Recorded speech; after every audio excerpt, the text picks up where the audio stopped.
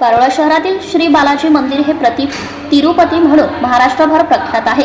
सध्या शहरात नवरात्र उत्सवासह ब्रह्मोत्सवाची मोठी धामधूम सुरू आहे।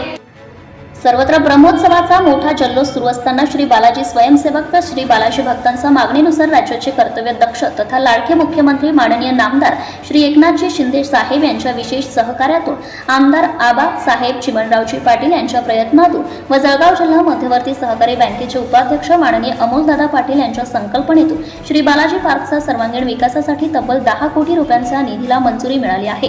भक्त निवास, श्री बालाजी स्वयंसेवक कक्ष, संरक्षण भिंत, प्रवेशद्वार, पेवर ब्लॉक, प्रसादालय यांसह विविध विकास कामांचा समावेश आहे।